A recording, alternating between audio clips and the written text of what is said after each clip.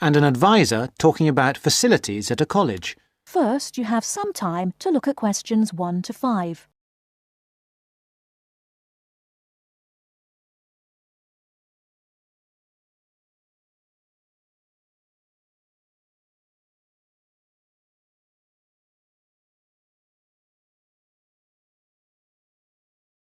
Now we shall begin. You should answer the questions as you listen, because you will not hear the recording a second time.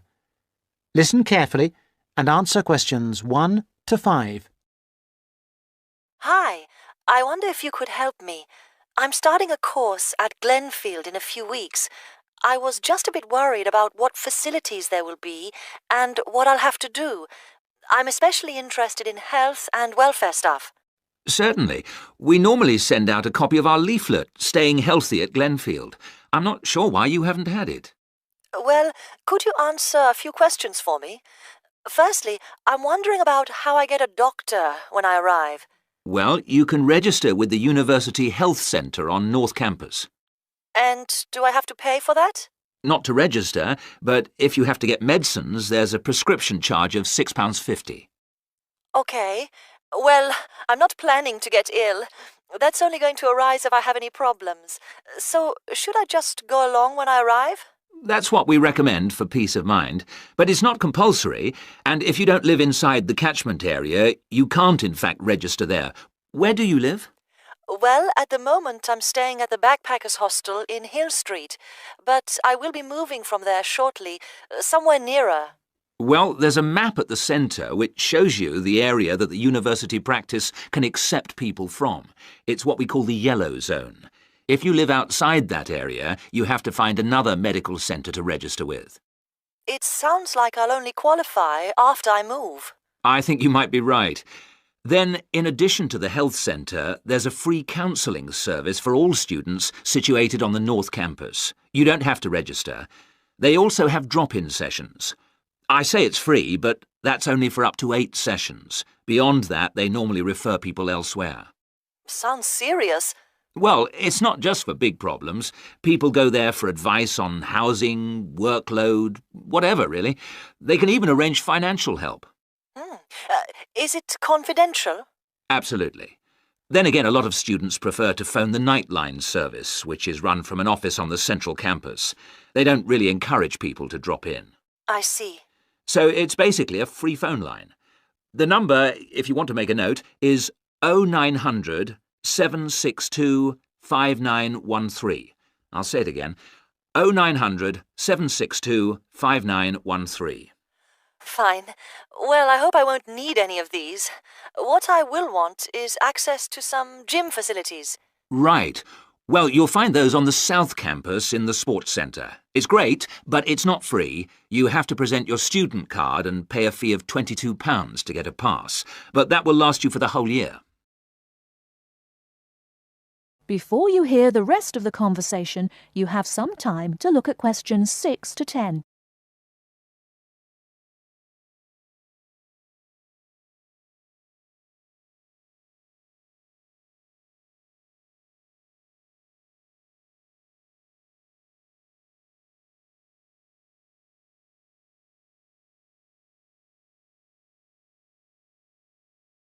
Now listen and answer questions 6 to 10.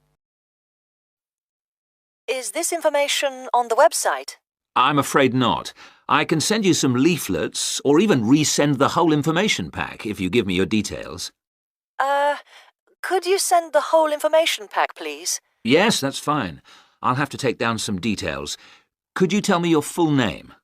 Sonia Orr. S-O-N-Y... No, I'll spell it. S-O-N-I-A. Then Orr is O-R-R. Orr. OK. And you said you were on Hills Road? Yes, but don't send it there as I'm about to move. I'll give you my new address, which is 22 Winter Gardens. That's Glenfield. And the postcode? Oh, yeah. That's GF23 9BQ. Fine. Now, we're doing a bit of data collection about who uses our services at the moment. Can I just ask a few more questions? Yes, that's fine. OK. If you're an international student, what country are you from? I'm from Switzerland. And how old are you? I'm 24. And finally, which course are you enrolled on? Right, well, that's a bit complicated, since I'm hoping to switch to economics and history. But at the moment... I'm down to do economics and sociology. It's a joint degree. OK, I'll put that. Great. Well, I'll pop the information pack in the post, and you should get it soon. That is the end of part 1. You now have half a minute to check your answers.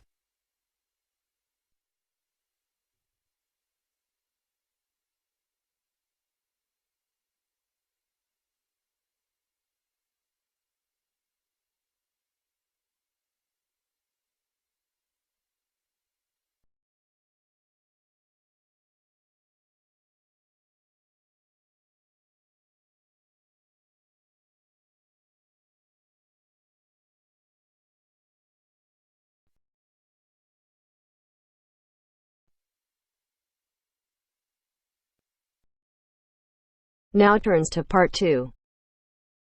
Part 2. First, you have some time to look at questions 11 to 16.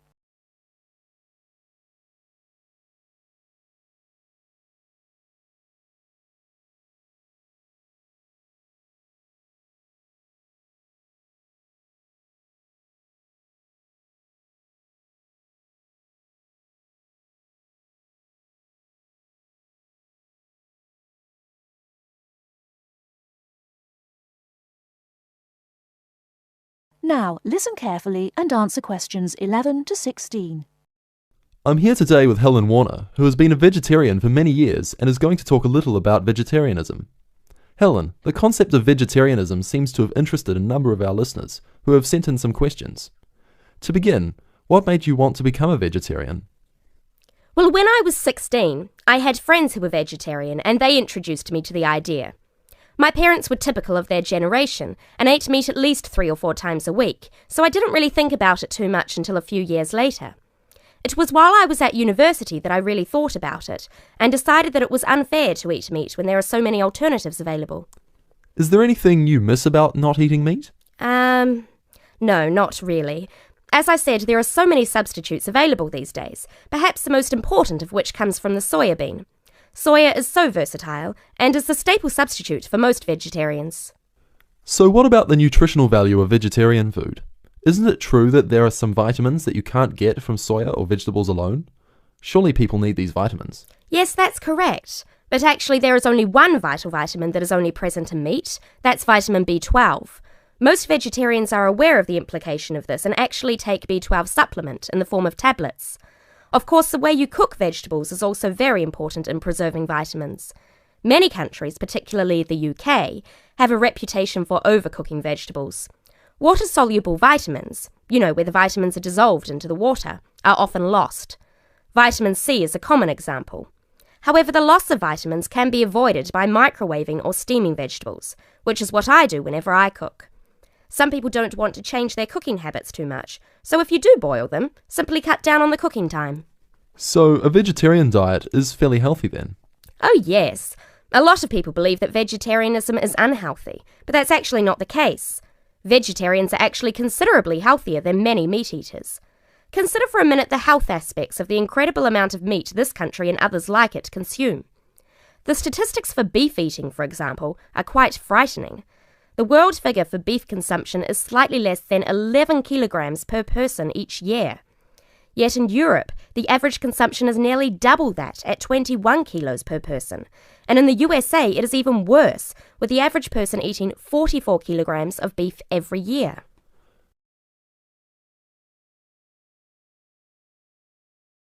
Before you hear the rest of the talk, you have some time to look at questions 17 to 20.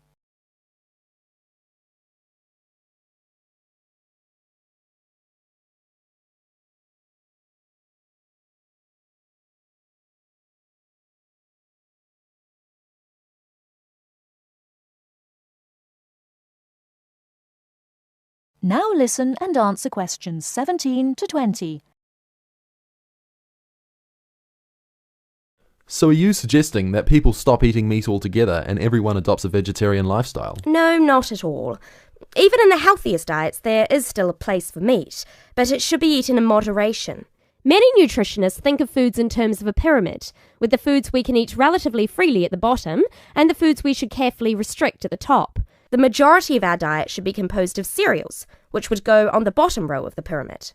In this category could also be included such things as rice and pasta. Next, a good diet is followed by a roughly equal amount of vegetables and fruit.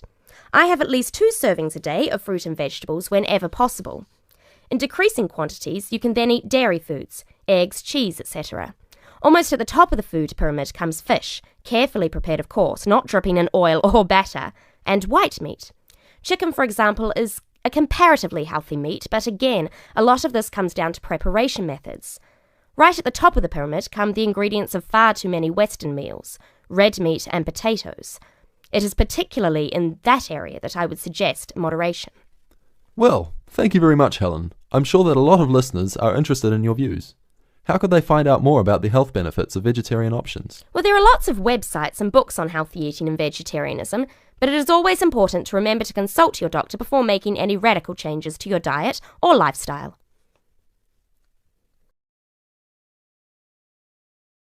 That is the end of part 2. You now have half a minute to check your answers.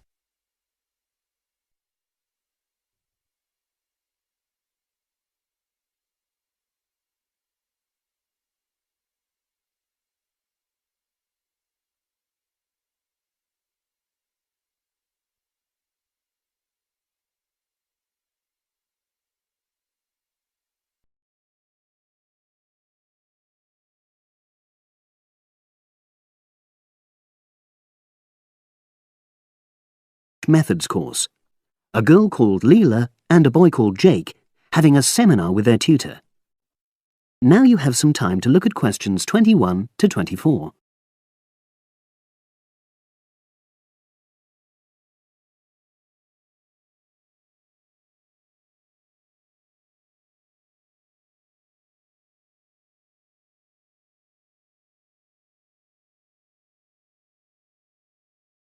Now listen and answer questions 21 to 24. So the task I gave you both was to choose an article about a small-scale research project. Yes.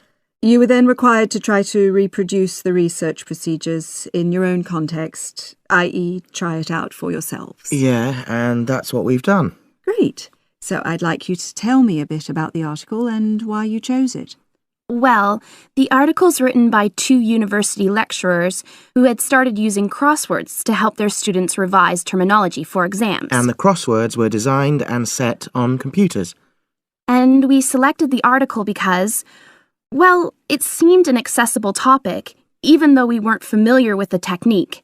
You know, using IT to design crosswords for higher education. That's a good reason.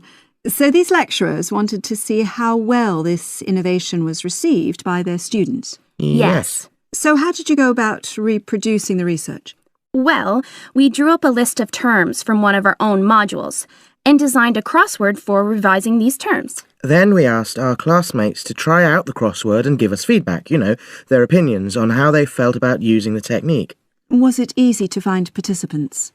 It wasn't easy at first, but then we convinced them that by taking part in the research, they were actually benefiting themselves by preparing for an exam, which is coming up later this term. And it worked. Good. So how did you find out what the students thought about doing the crosswords? A questionnaire. The original article used a 2-page long questionnaire. There were lots of excellent questions on it, but the whole section on difficulties using IT is now obsolete. Old-fashioned even though it had only been written a couple of years ago. So you designed a shorter version? Yeah. Then we sent it to the 40 students by email and got 28 replies. I was taken aback by the fact that everybody we talked to thought this was a good return.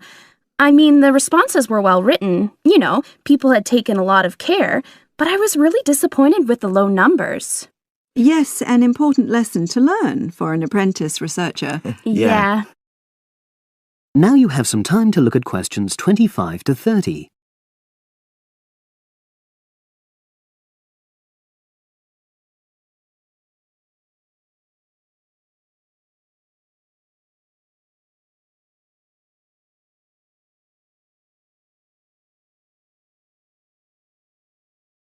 Now listen and answer questions 25 to 30. So what results did you get? Well, basically, the responses were extremely positive. The students said that doing the crossword on a computer helped them really focus on the work in hand and not be distracted, which is something that commonly happens with other ways of doing revision. Yeah, that was really clear.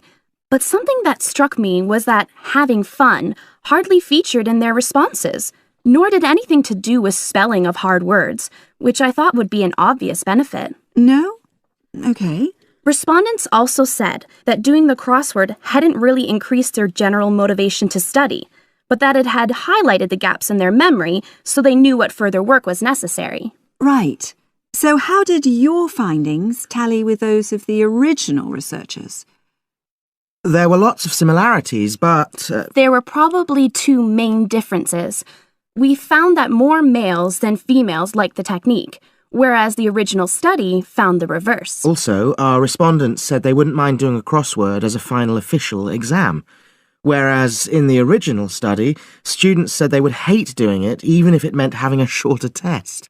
But of course, both sets of respondents said they'd be interested in doing more crosswords for informal purposes, revision, and so forth. Right. So let's have a think about the whole project and what you've learned from doing it. Well, it was very time-consuming. Yeah, and I don't think we managed that aspect very well. It could have been worse. I mean, we didn't have a lot of data, so we didn't have to spend ages processing it. And of course, we'd already done a course on numerical data processing, so there wasn't much new there. Yeah, that's true. Anyway, I think we designed our questions well so that they gave us manageable data. Yeah, it really helped having the original study to guide us, as it were. And that helped us to see what a good research instrument is. What a good questionnaire should be like. Absolutely. We got a lot from that. But when we were writing up the project, I'm not sure whether we'll know how to acknowledge the work of the original study. You know, our referencing. No, that's something we'll both have to work on in the future. Actually, that part's been great. Finding ways to share and support another person. That's the real plus from the project. Learning ways to do that. Well, it's obviously been very successful. That is the end of part 3. You now have half a minute to check your answers.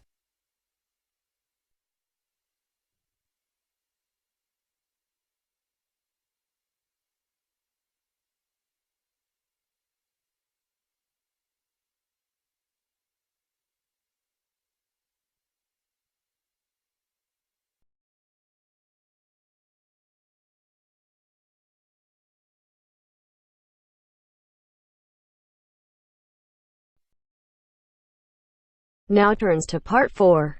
Part 4. 9. Listen to the second part of our lecture. As you listen, complete the notes below. First, you have some time to look at questions 31 to 40.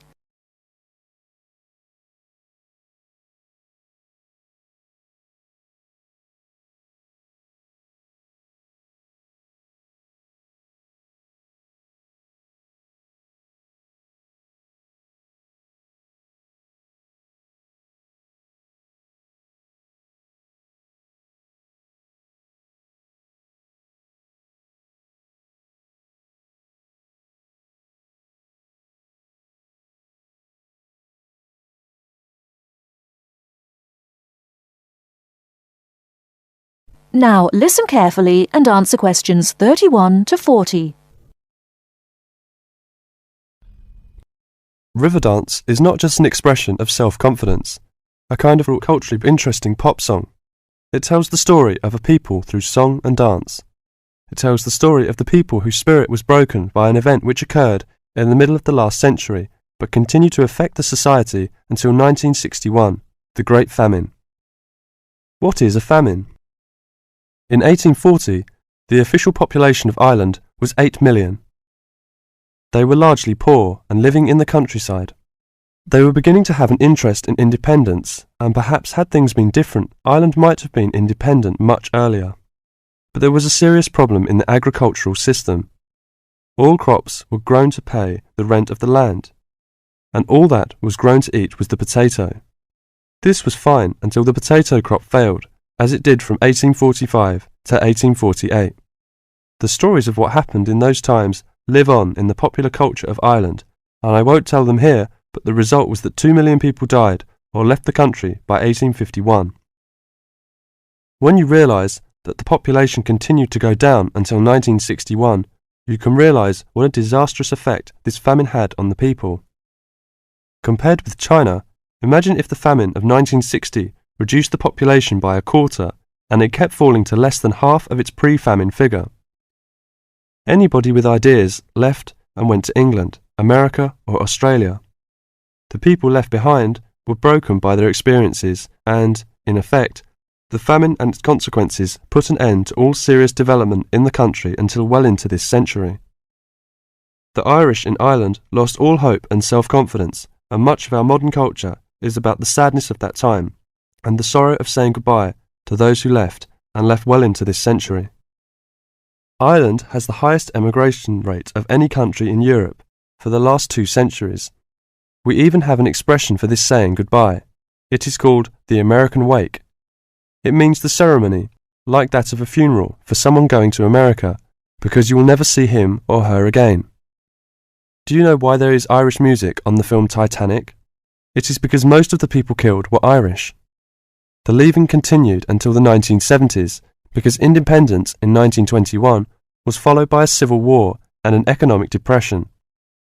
Almost every family in Ireland has relatives abroad, and up to the 60s in some places, of a class of 30 graduating from high school all left. Along the west coast, closed-up houses, from that time falling into ruin, are still common. That is the end of part 4.